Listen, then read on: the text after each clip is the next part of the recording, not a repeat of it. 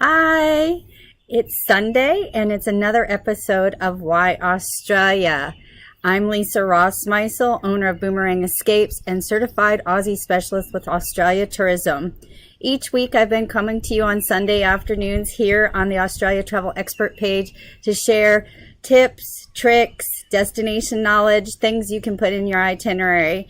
One of the things I do in the travel industry is I specialize in Australia, New Zealand, and the South Pacific, designing custom vacation experiences for my clients.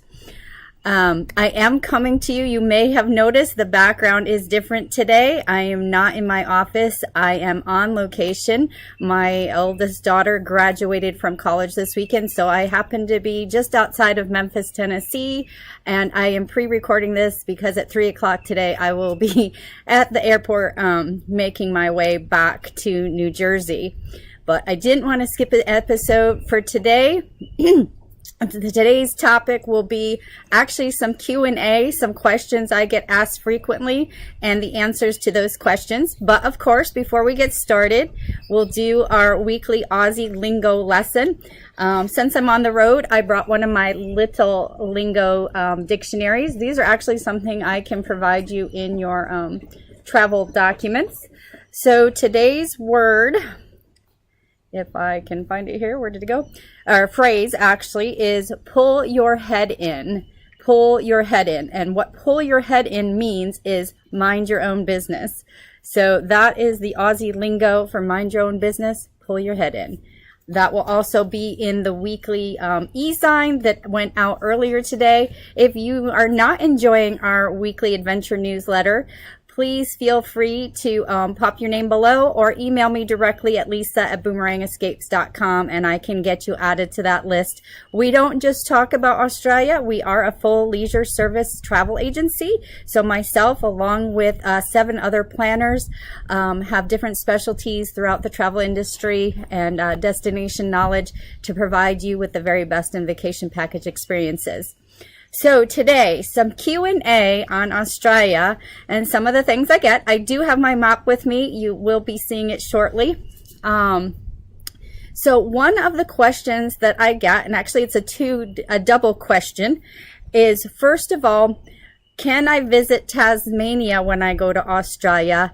And is Tasmania safe? Well, first of all, Tasmania is part of Australia. Tasmania is one of Australia's states and territories. It just happens to be a small island state off the south of Australia. So if you look here at my map, you'll see the little island at the bottom here. So it is south of Victoria and Melbourne. It's easily accessed by Melbourne by flight or ferry. So yes, you can go to Tasmania when you go to Australia because it actually is part of your Australia vacation experience, and it's a wonderful place to go.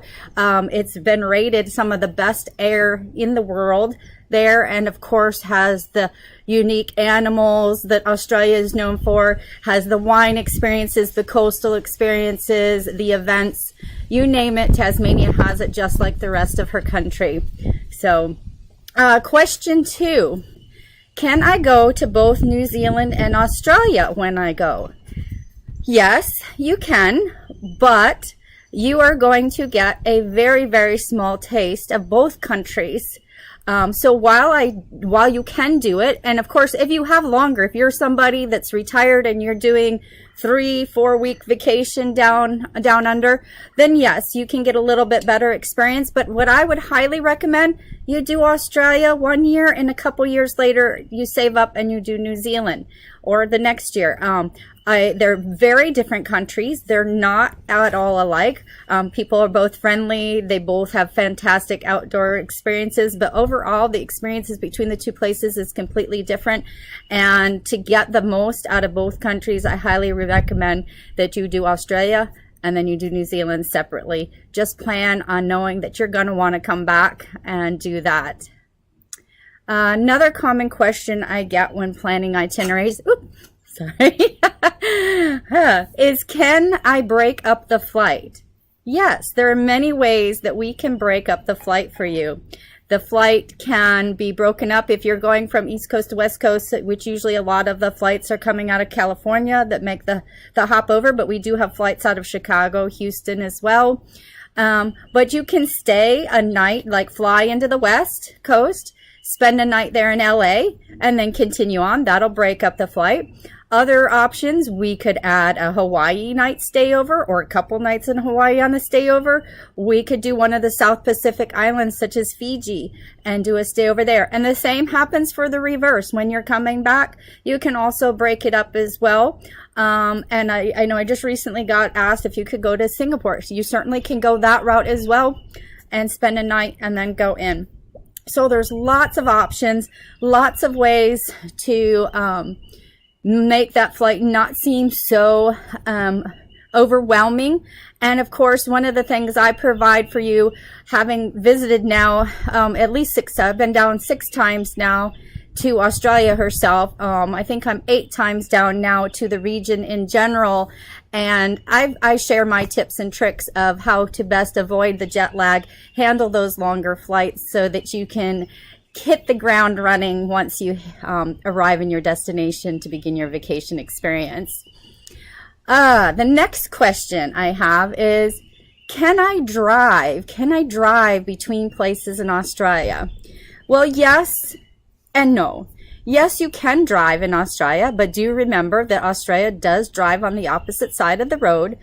However, most city pairings that you're looking at are not going to be conducive to doing a drive between the cities unless you're planning on spending a very long time in Australia. Australia, again, is the size of the United States. So to go from Sydney to Cairns, you got to think about going from New York to Florida. And while you can do it, and it's a beautiful drive, do you want to spend a whole day driving to the other destination? Or in most cases, what we're going to arrange for you is a domestic flight transfer between the various regions in Australia. But there are some great things where we can include a drive experience. Tasmania is one of them that is good for getting a rental car. When you're in Victoria and you want to do the ocean road, say you're going to go from Melbourne to Adelaide, that's an opportunity to do a car experience. And when you get up into the north part, like the Kimberley and stuff, you can do some drive experiences up there. But in general, if you're thinking you're going to drive between your city pairings, I would say no and stick with us on the domestic flights. Will I die? This is everybody says to me all the time, oh my God, Australia has all these things that can kill you.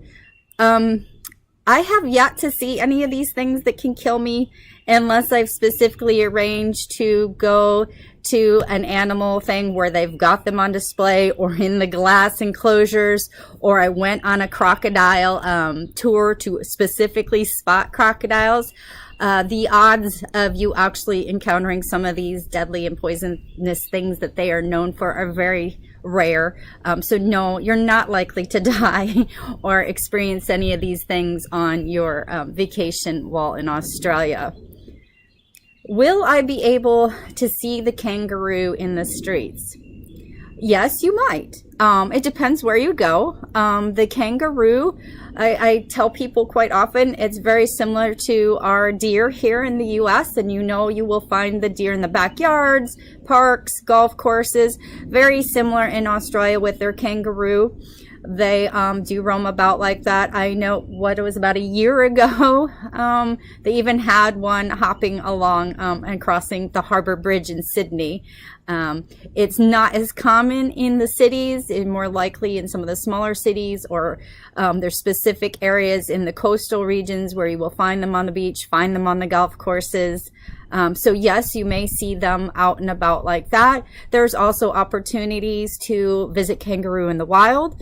There's opportunities to visit kangaroos at different sanctuaries, zoos and such like that. And there are opportunities to feed them as well as the wallabies as well on your vacation experience. What's another good one here? Oh, will my phone work? Yes. Phone phones work down there. I do recommend that you contact your phone carrier supplier, whether it be Verizon, AT&T, before departing for your trip to make sure your phone is set up, or if you want additional data for global service. So in most areas, it's going to work. But just contact your provider for your specific contract. I keep a global plan on mine when I'm traveling. And then, of course, which leads into my next and final question for today, and is Wi-Fi. So most of the times I use my phone where I'm connected to Wi-Fi, which you will find in the major hotels, major cities. Most major areas will have the Wi-Fi.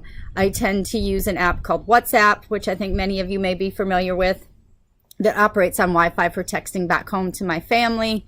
I very rarely make a phone call. Most of the time, I'm using it actually to get on something like social media to connect with you all and share what's going on my vacation experience back here with you in the States.